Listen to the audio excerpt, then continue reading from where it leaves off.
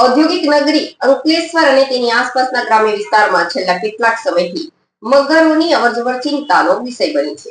અંકલેશ્વરના પિરામણ ગામ પાસેથી પસાર થતી આમલા ખાડીમાં આજે ફરી એક વિશાળકાય મગર દેખાતા સમગ્ર પંથકમાં ભારે ગભરાટ અને ફફડાટ વ્યાપી ગયો હતો. ઔદ્યોગિક નગરી અંકલેશ્વર અને તેની આસપાસના ગ્રામ્ય વિસ્તારમાં છેલ્લા કેટલાક સમયથી મગરોની અવરજવર ચિંતાનો વિષય બની છે. અંકલેશ્વરના પિરામણ ગામ પાસેથી પસાર થતી આમલા ખાડીમાં આજે ફરી એક વિશાળકાય મગર દેખાતા સમગ્ર પંથકમાં ભારે ગભરાટ અને ફફડાટ વ્યાપી ગયો છે. સ્થાનિક રહીશોના જણાવ્યા અનુસાર અગાઉ પણ આ જ સ્થળે અનેકવાર મગર દેખાઈ ચૂક્યો છે, જે દર્શાવે છે કે આ વિસ્તાર હવે મગરોનું કાયમી આશ્રય સ્થાન બની રહ્યો છે. આ અંગે તાકીદે પરિસ્થિતિને જોતા પ્રકૃતિ સુરક્ષા મંડળના સલીમ પટેલ દ્વારા તાત્કાલિક વન વિભાગના અધિકારી જસ્ટિન રાણાને જાણ કરવામાં આવી છે, જેને પગલે વન વિભાગની ટીમ પણ દોડતી થઈ છે. પિરામણ ગામ પાસે ખાડીમાં મગર દેખાવાના રિપોર્ટ બાદ ફોરેસ્ટ ઓફિસર જસ્ટિન રાણાની સૂચનાથી વન વિભાગ એક્શનમાં આવ્યું છે.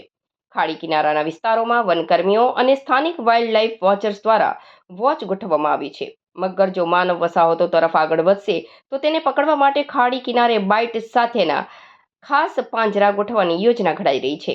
વન વિભાગ દ્વારા પિરામણ, છાપરા અને ખાડી કિનારે રહેતા લોકોને રાત્રિના સમયે ખાડી કિનારે જ જવા, પશુઓને ખુલ્લા ન છોડવા અને સાવચેતી રાખવા તાકીદ કરવામાં આવી છે.